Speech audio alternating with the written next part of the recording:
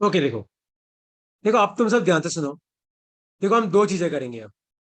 एक तो हम आगे का टॉपिक पढ़ेंगे ताकि यार अपन ज्यादा पीछे ना रह जाए, है ना। पर एक अपन पीछे वाले टॉपिक्स भी पढ़ते रहेंगे। तो पहले मैं तुम्हें इसका एक रिवीजन कराता हूँ। तो जिसको आता है बहुत अच्छी बात है, उनका रिवीजन हो जाएगा। जिसको नहीं आता है वो पढ़ना है इसको। फिर अपन आएंगे सेंटर ऑफ मास को। ठीक है, तो लिखो अपनी कॉपी में, टॉपिक लिखो 2D मोशन। टॉपिक लिखो अपनी कॉपी में 2D मोशन, मतलब 2 डायमेंशनल मोशन। देखो अब तुम सब लोग एक चीज ध्यान से सुनना। तो एक टॉपिक आता है, वो होता है पोजीशन वेक्टर। तो पोजीशन वेक्टर क्या होता है? पोजीशन वेक्टर वो वेक्टर है जो पार्टिकल की पोजीशन बताता है। तो defines defines position of particle. तो पोजीशन वेक्टर ऐसा वेक्टर है जो क्या बताता है? पार्टिकल की पोजीशन बताता है। Defines position of particle. जैसे अब तुम याद रखना कि अगर मान लो तुम्हें दे रखा है कि 1,2,1, मतलब तुम्हें X comma Y comma Z में कोऑर्डिनेट दे रखे हैं। तो देखो इसकी पोजीशन कैसे लिखोगे? तो पोजीशन वेक्टर को डिनोट करते हैं हम आर से। किससे डिनोट करते हैं अपन पोजीशन वेक्टर को? आर से डिनोट करते हैं। तो 1,2,1। तो अगर तुम भूल गए, देखो याद दिला दूं। एक्स कोऑर्डिनेट मतलब आई कैप होता है, वाई कोऑर्डिनेट मतलब जे कैप होता है, जेड कोऑर्डिनेट मतलब के कैप होता है। तो देखो इसको अपन कैसे लिखेंगे? आई cap plus 2 j cap plus के कैप। इस तरीके से लिखेंगे अपन 1,2,1। तो मतलब एक्स कोऑर्डिनेट कितना है 1, देखो ये हो गया आई कैप। देखो वाई कोऑर्डिनेट कितना है 2, देखो ये हो गया +2 जे कैप। देखो जेड कोऑर्डिनेट कितना है 1, देखो ये हो गया के कैप। तो इस तरीके से हम लोग क्या लिखते हैं? पोजीशन कोऑर्डिनेट लिखते हैं। अगर मान लो तुम्हें खाली दो ही कोऑर्डिनेट दे रखे, 3,4, तो इसका मतलब आपको एक्स कॉमा वाई दे रखा है। ठीक है, तो इसको आप कैसे लिखोगे? इसको आप लिखोगे 3 i कैप +4 जे कैप। तो ये आपका पोजीशन वेक्टर आर हो जाएगा। तो पोजीशन वेक्टर मतलब वो वेक्टर जो क्या बताता है? पोजीशन वेक्टर मतलब वो वेक्टर जो पार्टिकल की पोजीशन बताता है। जैसे मान लो पार्टिकल 1,2,1 पे है, तो आई कैप +2 जे कैप प्लस के कैप। देखो आई के साथ 1 है, जे के साथ 2 है, के साथ 1 है।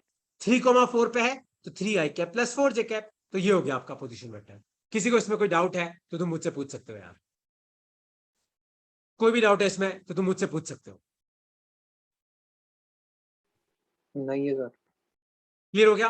तो देखो इस तरीके से हम क्या लिखते हैं? पोजीशन वेक्टर लिखते हैं। तो जैसे मान लो तुम मुझे इसका पोजीशन वेक्टर लिख के बताओ। अब पार्टिकल इज एट 2,3,-1। तो आप मुझे बताओ कि इसका पोजीशन वेक्टर क्या हो जाएगा? सोचो क्या होगा? तो एक्स कोऑर्डिनेट 2 है, वाई कोऑर्डिनेट 3 है, और आपका जेड कोऑर्डिनेट क्या है? आपका जेड कोऑर्डिनेट -1 है। तो क्या हो जाएगा?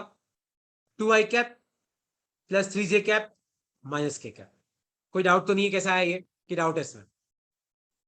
क्लियर हुआ? देखो एक्स कोऑर्डिनेट 2 है तो 2 i कैप, वाई कोऑर्डिनेट 3 है तो 3 जे कैप। देखो जेड कोऑर्डिनेट -1 है तो ये आ गया -के कैप। क्लियर हो गया कि नहीं क्लियर हुआ?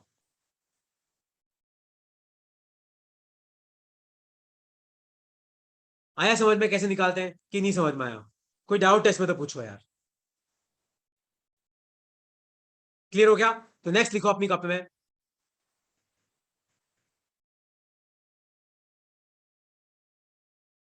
Displacement vector. इसको नोट करते हैं हम डी से। इसको किसे नोट करते हैं? डी से। देखो तो डिस्टेंस वेक्टर क्या होता है, लिखो अपनी कॉपी में। तो ये होता है are final -are initial.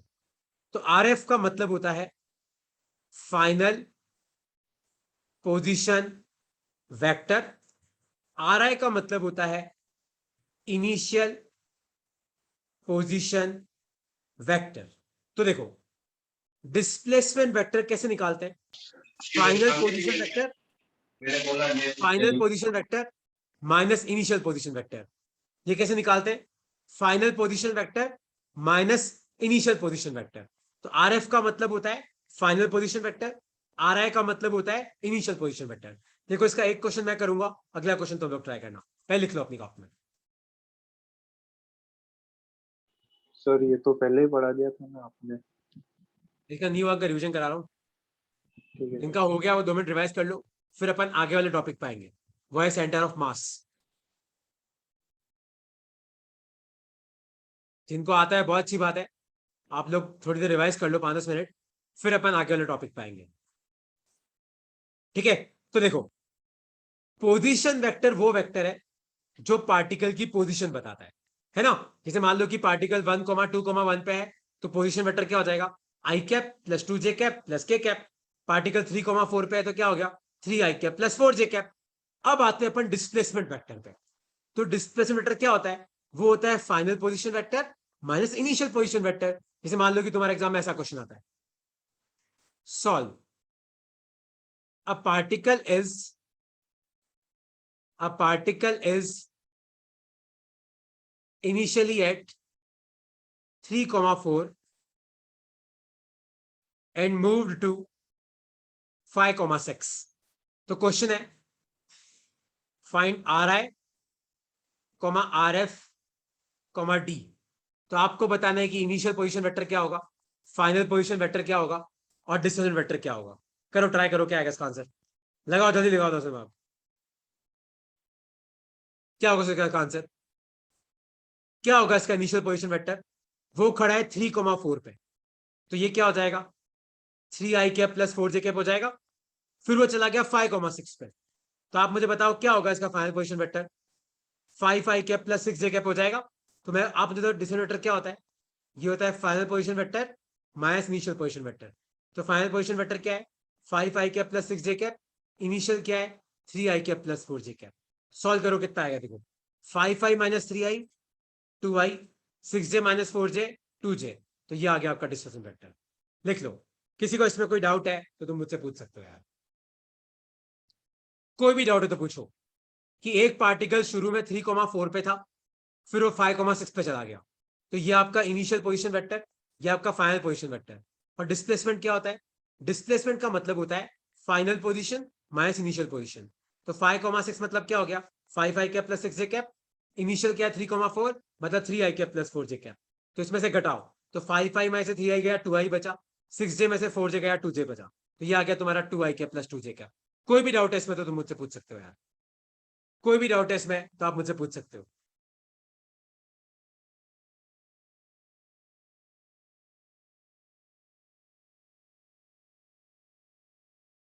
Clear हो गया सबको कि कोई डाउट है।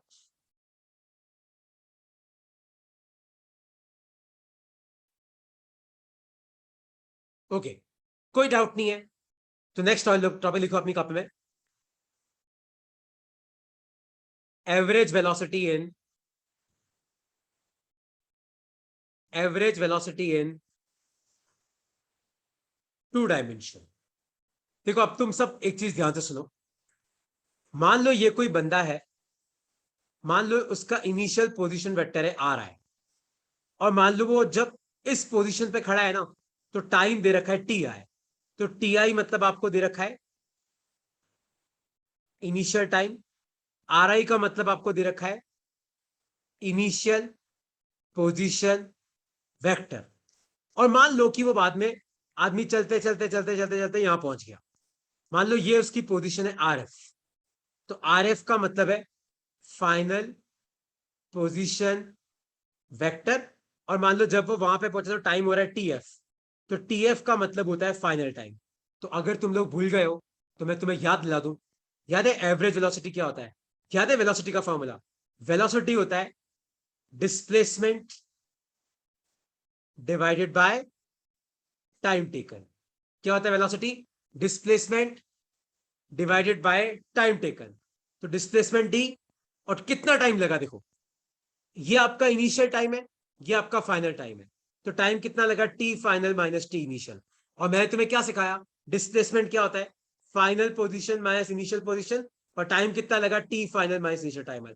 ये आपका एवरेज वेलोसिटी का फॉर्मूला है। तो एवरेज वेलोसिटी कैसे निकालते हैं, displacement upon time taken.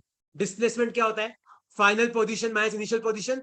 Time taken क्या होता है, final time minus initial time. लिख लो अपनी कॉपी में, फिर एक क्वेश्चन मैं करूंगा, एक क्वेश्चन तुम लोगों को सॉल्व करना है, लिख लो।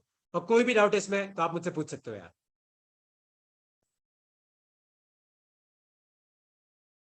कोई भी डाउट है तो पूछ सकते हो। तो एक बंदा है, वो पहले यहां पे खड़ा है, तो ये उसका इनिशियल पोजीशन है, फिर वो चलते चलते चलते यहां पहुंच गया, तो ये उसका फाइनल पोजीशन है। मान लो पहले टाइम था टी आई, बाद में टाइम था टी एफ। तो एवरेज वेलोसिटी क्या होता है? Displacement upon time taken. कितना डिस्प्लेसमेंट हुआ अपॉन कितने टाइम में हुआ। तो डिस्प्लेसमेंट क्या होता है? Final position minus initial position. Time taken क्या होता है? T final minus initial time. लिख लो।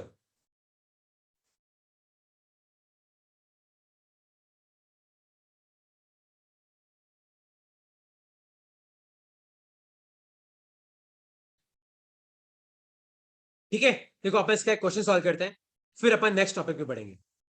जैसे मान लो कि तुम्हें इसका क्वेश्चन को सॉल्व करना है, सॉल्व। मान लो क्वेश्चन है ये, position vector of a particle is given by r equal to t square I cap plus T cube J cap. किसी पार्टिकल का पोजीशन वेक्टर आपको क्या दे रखा है? T square I cap plus T cube J cap. ठीक है, मेरा क्वेश्चन है find velocity between time equal to 1 second and time equal to 3 second. तो आपको बताना है कि 1 सेकेंड और 3 सेकेंड के बीच में इस पार्टिकल की क्या वेलोसिटी होगी। तो position vector of a particle is given by T square I cap plus T cube J cap. तो आपको बताना है कि 1 सेकेंड और 3 सेकेंड के बीच में इसकी क्या वेलोसिटी होगी। देखो, तो जब भी आपको दो टाइम दे रखे होते हैं ना, तो आपका 1 सेकेंड इनिशियल टाइम है और फाइनल टाइम आपका 3 सेकेंड है। तो आप मुझे बताओ 1 सेकेंड पे इसकी पोजीशन क्या होगी, चेक करो। तो यहाँ पे टाइम को 1 पुट करो, तो 1 का स्क्वायर हो जाएगा 1 आई कैप। टाइम को 1 पुट करो, 1 का क्यूब हो जाएगा 1 जे कैप। फिर फाइनल पोजीशन चेक करो, फाइनल टाइम कितना है? 3 सेकेंड। तो 3 का स्क्वायर कितना हो जाएगा? 9 आई कैप। 3 का क्यूब कितना हो जाएगा? 27 जे कैप। हो गया। और मैंने तुम्हें क्या सिखाया? एवरेज वेलोसिटी क्या होता है? Final position minus initial position upon final time minus initial time. तो सॉल्व कर लो, कितना आ जाएगा? देखो, 9 आई में से एक आई गया तो कितना बचा? 8 आई। 27 में से एक गया तो कितना बचा? 26 जे। और 3 में से एक गया नीचे, कितना आया? दो। सॉल्व करो, कितना आएगा? ये आ जाएगा 4 आई कैप प्लस 13 जे कैप मीटर अपॉन सेकेंड। ये आ गई आपकी एवरेज वेलोसिटी। किसी को इस क्वेश्चन में कोई डाउट है तो तुम मुझसे पूछ सकते हो यार।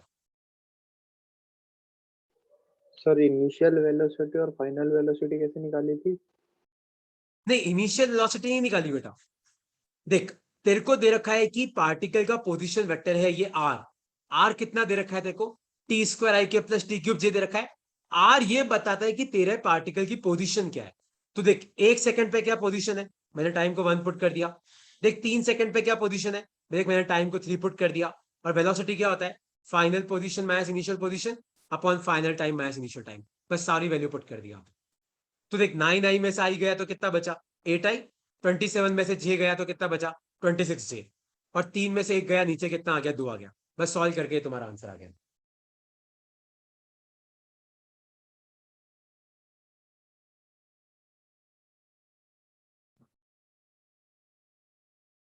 आया समझ में? किसी को इसमें कोई डाउट है तो पूछो।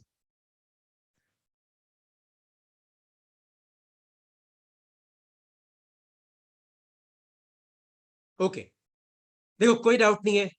अब देखो, तुम एक काम करना, तुम्हारी कॉपी में अराउंड 12 पेज छोड़ देना।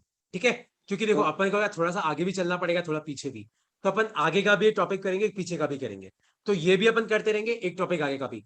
और तुम्हें सब समझ में आएगा, टेंशन मत लेना। है ना? तो सर टॉपिक लिखो ये अपनी कॉपी में। 12 एक सर पेज छोड़ देना अपनी कॉपी में। 12 मतलब आगे पीछे दोनों मिला के। और जिनका सर जिन्होंने ये कर रखा है वो तो अपना कंटिन्यूएशन में लिखते जाओ। ठीक है, तो टॉपिक लिखो अपनी कॉपी में। सर आप पूछो।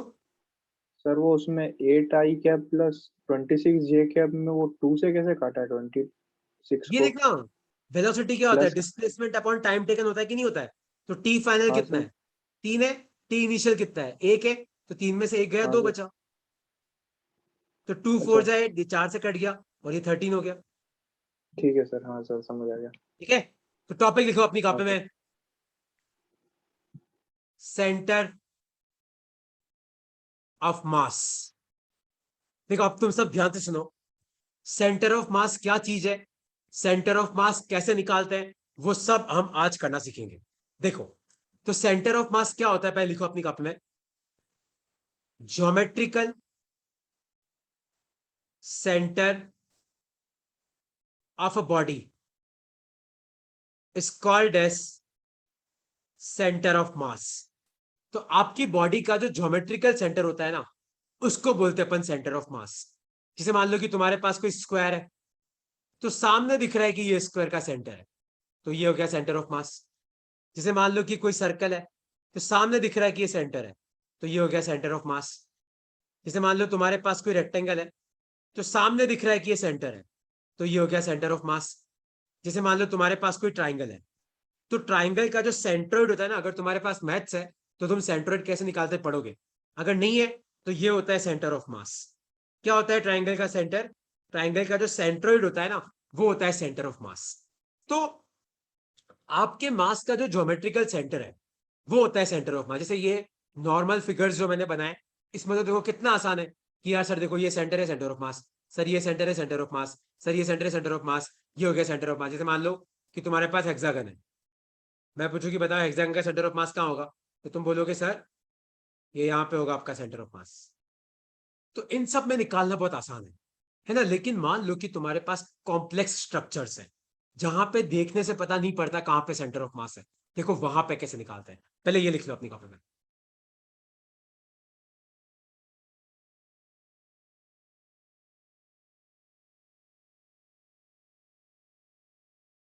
यस सर, लिख लिया। ठीक है, तो अब तुम ध्यान से देखो। तो सपोज करो कि तुम्हारे पास ये कोऑर्डिनेट एक्सिस है, और मान लो कि यहां पे कोई मास पड़ा है m1। मान लो उस मास का पोजीशन वेक्टर है r1। मान लो यहां पे कोई मास पड़ा है m2। मान लो इसका पोजीशन वेक्टर है r2। मान लो यहां पे कोई मास पड़ा है m3। मान लो उसका पोजीशन वेक्टर है r3। तुम सबको पोजीशन वेक्टर निकालना आता है। तुम ये नहीं बोल सकते कि सर नहीं आता है, तुम सबको आता है ना पोजीशन वेक्टर निकालना। तो मान लो कि तुम्हारे पास 3 मास है। अब मैं पूछूं कि बताओ सेंटर ऑफ मास कहां पे होगा। तो देखो सेंटर ऑफ मास की पोजीशन कैसे निकालते हैं, तो उसका फॉर्मूला होता है m1r1 plus m2r2 plus m3r3 divided by m1 plus m2 plus m3। इस तरीके से हम लोग निकालते हैं सेंटर ऑफ मास की पोजीशन। एक क्वेश्चन मैं करूंगा ना, तुम सबको अपने आप समझ में आ जाएगा। लारा बेटा अभी आपने ज्वाइन किया है, आप ये फॉर्मूला लिखो। तो हम लोग टॉपिक पढ़ रहे हैं सेंटर ऑफ मास।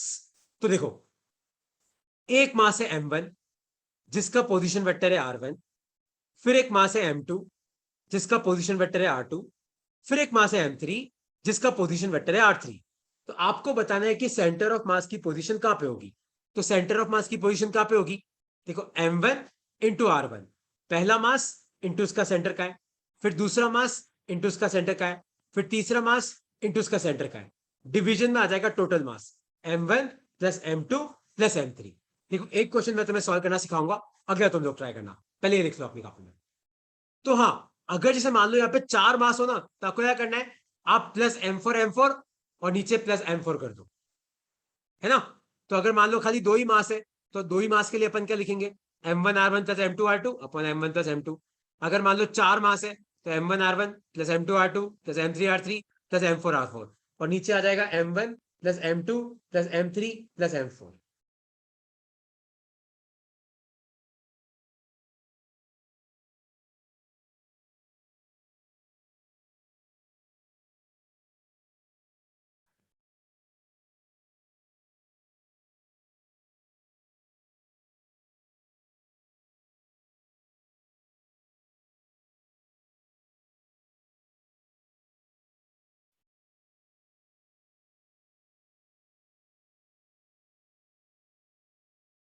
ठीक है, अब देखो सेंटर ऑफ मास कैसे निकालते हैं।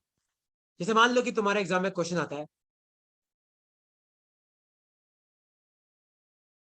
mass of 2 kg is at 1,2 and mass of 4 kg is at 5,6. Find position of centre of mass. तो आपको बताना है कि सेंटर ऑफ मास की पोजीशन क्या होगी।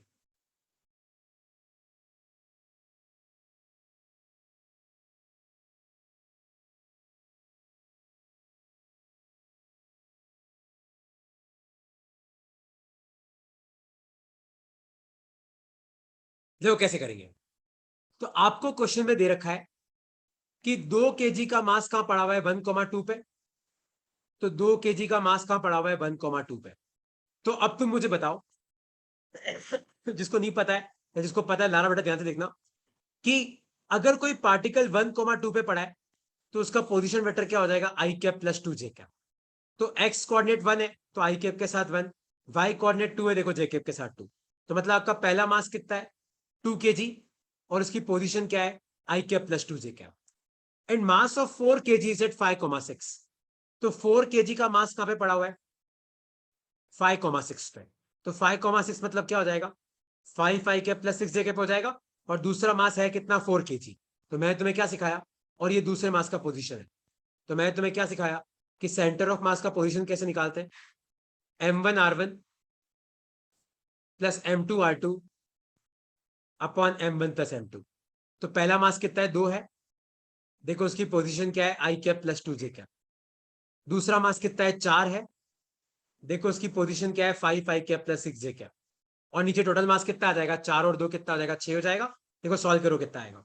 तो ये हो जाएगा 2 आई कैप प्लस 2 2 जा 4 जे कैप। ये हो जाएगा 4 5 जा 20 आई कैप, और 6 4 जा 24 जे कैप। और नीचे आ जाएगा 6।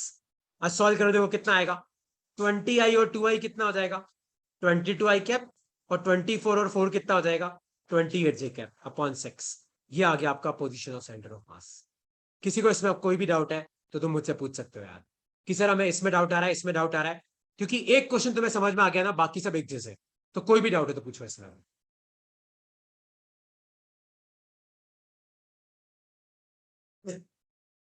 देखो 2 kg का मास पड़ा है 1,2 पे, 4 kg का मास पड़ा है 5,6 पे। तो अगर 1,2 पे पड़ा है तो बताओ उसका पोजीशन वेक्टर क्या हो जाएगा, आई के प्लस 2 जे के हो जाएगा, क्योंकि एक्स कोऑर्डिनेट 1 है और वाई कोऑर्डिनेट 2 है। तो 1 आई के प्लस 2 जे। अगर 5,6 पे पड़ा है तो पोजीशन वेक्टर क्या हो जाएगा 5 आई कैप प्लस 6 जे कैप हो जाएगा। तो देखो सेंटर ऑफ मास का पोजीशन क्या होता है m1r1 मतलब पहला मास इंटू उसकी पोजीशन, प्लस m2r2 मतलब दूसरा मास इंटू उसकी पोजीशन, और नीचे आ जाएगा m1 प्लस m2 मतलब टोटल मास कितना है। तो m1 कितना है 2 है, देखो उसकी पोजीशन क्या है i cap plus 2 j cap. m2 कितना है 4 है, देखो उसकी पोजीशन क्या है 5 आई कैप प्लस 6 जे कैप। और टोटल मास कितना है 4 और 2 कितना हो गया देखो 6 हो गया। कोई भी डाउट है इसमें तो अब तुम पूछ सकते हो यार।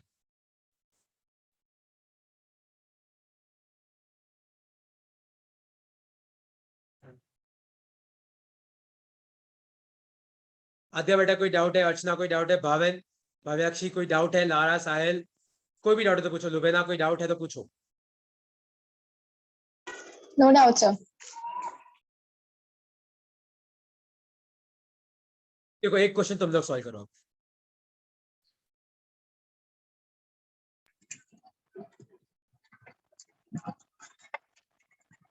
मास ऑफ 2 kg इज एट 0,0। तो 2 kg का मास है 0,0 पे, 3 kg is at 1,0 and 4 kg is at 0,1।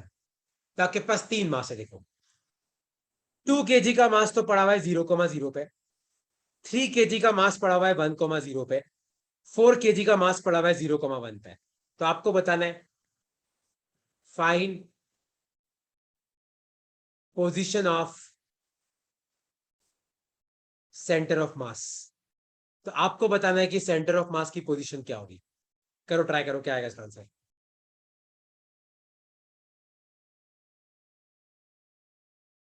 2 kg का मास पड़ा हुआ है 0,0 पे, 3 kg का मास पड़ा हुआ है 1,0 पे, 4 kg का मास पड़ा हुआ है 0,1 पे। तो आपको बताना है कि सेंटर ऑफ मास की पोजीशन क्या होगी।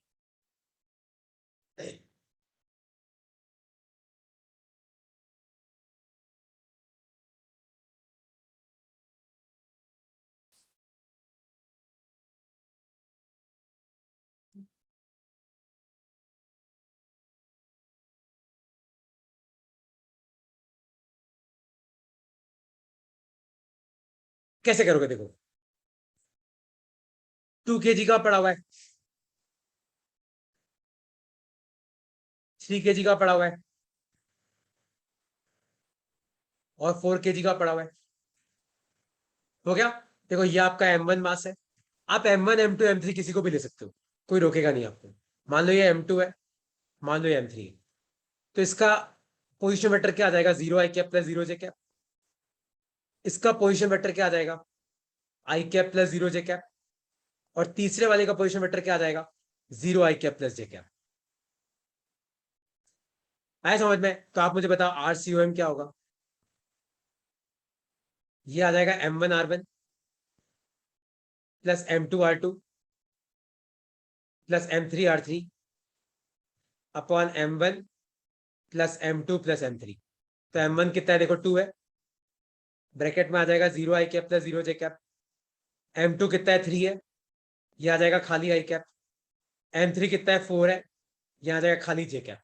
क्योंकि 0 i कैप का तो कोई मतलब ही नहीं है, यहाँ पे 0 j कैप का मतलब ही नहीं है। टोटल कितना हो गया? 4 3 7 2 9, तो नीचे आ जाएगा 9। तो इसको मल्टीप्लाई करो तो खत्म हो गया। ये कितना आया? 3 i cap plus 4 j cap, और 9 और 9 आ जाएगा नीचे। तो ये आ गया आपका सेंटर ऑफ मास का पोजीशन। आया समझ में कि नहीं समझ में आया? किसी को इसमें कोई भी डाउट है तब तुम मुझसे पूछ सकते हो।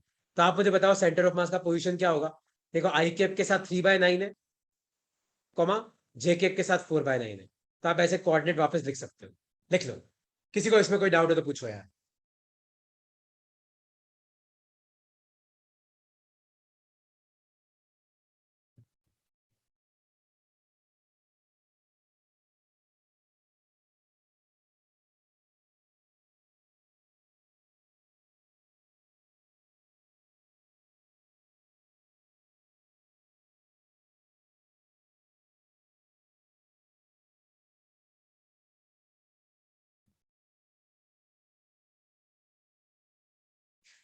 कोई डाउट है तो पूछो यार।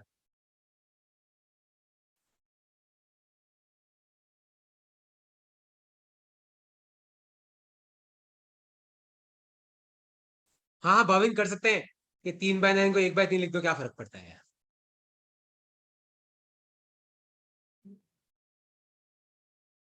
ठीक है, अब देखो एक तो ऐसे क्वेश्चन आते हैं। नेक्स्ट लिखो अपनी कप में, centre of mass for plates. तो प्लेट्स का सेंटर ऑफ मास कैसे निकालते हैं? ठीक है, देखो ध्यान से सुनो। तो प्लेट्स के लिए आपको ये वाला फॉर्मूला यूज करना है। RCOM equal to A1 R1 plus A2 R2 plus A3 R3, और नीचे आ जाएगा A1 plus A2 plus A3। ठीक है, देखो एक क्वेश्चन मैं सॉल्व करना सिखाऊंगा, अगला तुम लोग ट्राई करना। ठीक है, एक बार फॉर्मूला लिख लो। तो यहाँ पे A1 A2 A3 एरिया है। ठीक है, R1 R2 R3 क्या है? देखो मैं तुम्हें सिखाता हूँ अभी क्या है।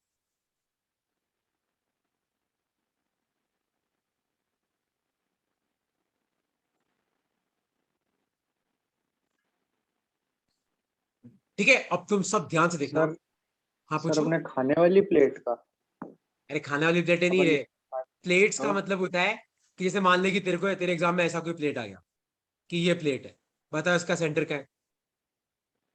प्लेट मतलब तू समझ ले, प्लेट मतलब यार जिसकी थिकनेस बहुत कम होती है, वो वाली चीज। जैसे मान ले एग्जाम में ऐसी प्लेट आ गई, बता इसका सेंटर क्या है? जैसे मैं एक क्वेश्चन कराता हूँ, देख। सपोज करो, देखो तुम सब ध्यान से देखना कैसे करते हैं, क्योंकि इतना आसान नहीं है। देखो ये वाला फॉर्मूला तुम्हें याद रखना है। कौन सा? A1 R1 plus A2 R2 plus A3 R3 upon A1 plus A2 plus A3। देखो अब कैसे यूज करते हैं। सपोज करो कि तुम्हारे पास एक प्लेट है ये, मान लो जिसकी साइड लेंथ तुम्हें 2a दे रखी है। ठीक है, और सपोज करो कि तुम्हारे पास यहां पे एक और प्लेट है, मान लो इसकी साइड लेंथ आपको a दे रखी है। ठीक है, मेरा क्वेश्चन है, ये आपको ओरिजिन दे रखा है। मेरा क्वेश्चन है find coordinates of centre of mass. तो आपको सेंटर ऑफ मास के कोऑर्डिनेट बताने हैं। देखो कैसे करते हैं।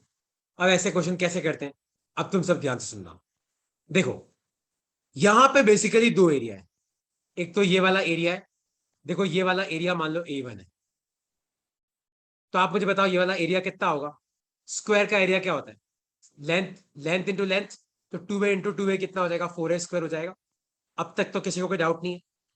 आप मुझे बताओ ये दूसरा वाला एरिया है मान लो, बताओ इसका एरिया कितना हो जाएगा, length into breadth A into A, ये कितना हो जाएगा A ए स्क्वायर। किसी को इन दोनों में कोई डाउट है तो पूछो अब तक, कि नहीं सर इन दोनों एरिया में डाउट आ रहे हैं।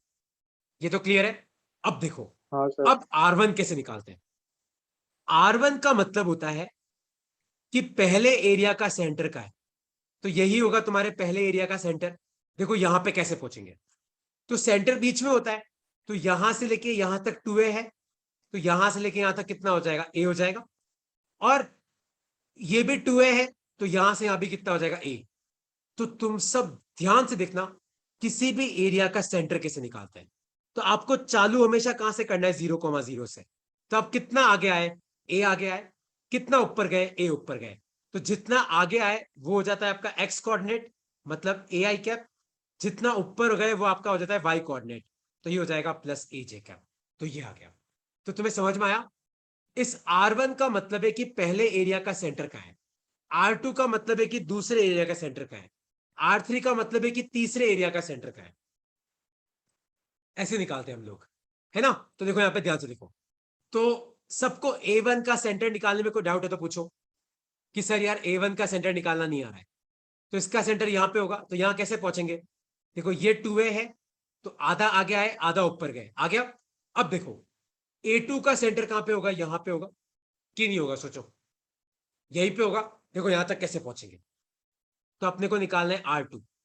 R2 मतलब इस पॉइंट का कोऑर्डिनेट। देखो यहां तक कैसे पहुंचेंगे, तो पहले अपन यहां तक पहुंचते हैं। तो यहां तक पहुंचने के लिए देखो मुझे कितना आगे आना पड़ेगा। ध्यान से देखना, आपको हमेशा निकालना कहां से, ओरिजिन से। तो कितना आगे आना पड़ेगा, देखो इतना आगे आना पड़ेगा।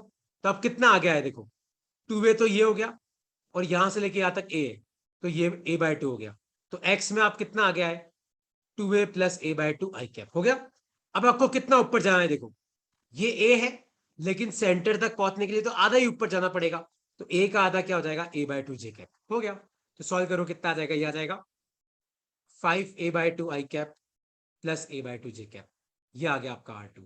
तो पोजीशन ऑफ सेंटर ऑफ मास कैसे निकालते हैं, RCOM कैसे निकालते हैं, A1R1 plus A2R2 upon A1 plus A2।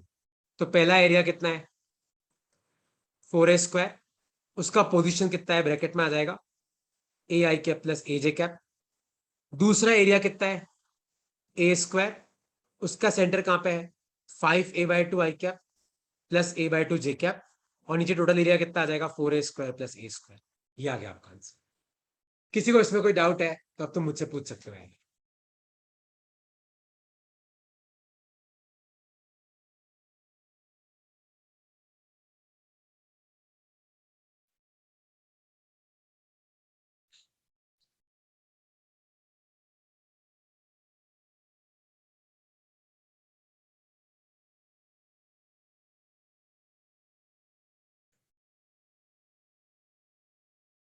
कोई डाउट है तो पूछो इसमें यार।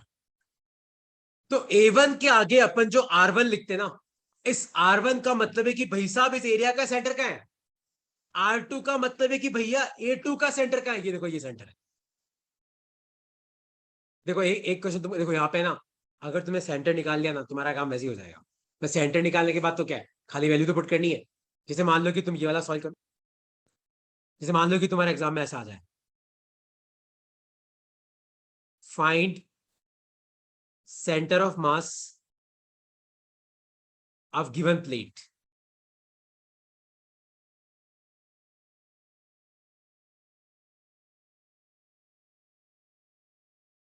मान लो ये तुम्हें 10 मीटर दे रखा है, ये तुम्हें 4 मीटर दे रखा है, ये तुम्हें 6 मीटर दे रखा है, ये तुम्हें 6 मीटर दे रखा है, ये 4 मीटर दे रखा है, ये 10 मीटर। और मान लो ये आपको ओरिजिन दे रखा है। अगर आपको मान लो क्वेश्चन में ऑरिजिन नहीं दे रखा हो तो आप कहीं पे भी एज्यूम कर सकते हो, कोई फर्क नहीं पड़ता। मेरा क्वेश्चन है कि बताओ इस प्लेट का सेंटर ऑफ मास कहाँ है। देखो ऐसे क्वेश्चन कैसे करते हैं, आप क्या करो, इस प्लेट को दो एरिया में तोड़ दो। तोड़ दिया, देखो इधर वाली प्लेट का एरिया कितना हो जाएगा, A1 चेक करो। तो ये 4 है, ये 10 है, 40 हो जाएगा। अब इस वाली प्लेट का एरिया चेक करो, तो ये 6 है, ये 4 है, तो क्या 24 मीटर स्क्वायर। 6 4 जा 24, 4 10 जा 40। अब देखो इसका सेंटर तो यहाँ पे है, तो यहां तक कैसे पहुंचेंगे, देखो यहां से लेके यहां तक कितना है, 4 मीटर है, तो मुझे 2 मीटर आगे आना पड़ेगा, फिर 5 मीटर ऊपर जाना पड़ेगा। तो आप मुझे बताओ R1 कितना आ जाएगा, 2i cap plus 5j cap आ जाएगा, क्योंकि कितना आ गया है 2, कितना ऊपर गए 5 हो गया। अब A2 का सेंटर कहाँ है, देखो यहाँ पे। तो पहले अपन एक काम करते हैं, यहां तक आ जाते हैं। तो यहां तक आने के लिए कितना आगे आना पड़ेगा, 2 तो आना ही पड़ेगा। अब ये 6, तो मुझे 3 और आगे आना पड़ेगा। तो आगे कितना आना पड़ा, 2 और 3 5, तो 5i कैप। ऊपर कितना जाना पड़ा, देखो ये 4 है, तो 5i cap plus 2j cap. तो आप मुझे बताओ RCOM कैसे आ जाएगा। तो ये आ जाएगा आपका A1 R1 plus A2 R2, और नीचे आ जाएगा A1 प्लस A2। बस सब वैल्यूज पुट कर दो। A1 कितना है 40, ब्रैकेट में आ जाएगा 2i cap plus 5j cap. देखो A2 कितना है 24, ब्रैकेट में आ जाएगा 5i cap plus 2j cap. Total कितना है 40 प्लस 24। ये आपका आंसर है, सॉल्व कर लेना, तुम्हारा आंसर आ जाएगा। कोई भी डाउट है तुम्हें अब सेंटर ऑफ मास में निकालने में, तो पूछो, अभी सेंटर ऑफ मास बाकी है। अभी नेक्स्ट क्लास में भी हम सेंटर ऑफ मास करेंगे सेम। तुम सब मेरी बात ध्यान से सुनना, हम लोग अब से क्या करेंगे, एक टॉपिक अपन आगे का लेंगे, एक पीछे का, ताकि यार अपन ज्यादा पीछे नहीं रह जाएंगे। तो पीछे का भी करते जाएंगे, आगे का भी करते जाएंगे, है ना। तो लिख लो, कोई डाउट है तो पूछो इसमें अपनी, लिख लो इसको। सर हाँ पूछो। सर R2 में ना 7i कैप होगा ना?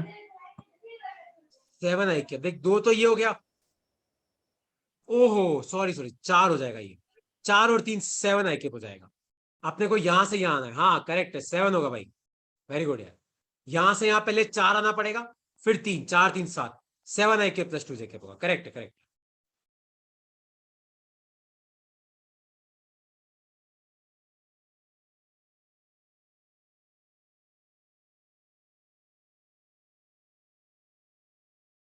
ओके यार।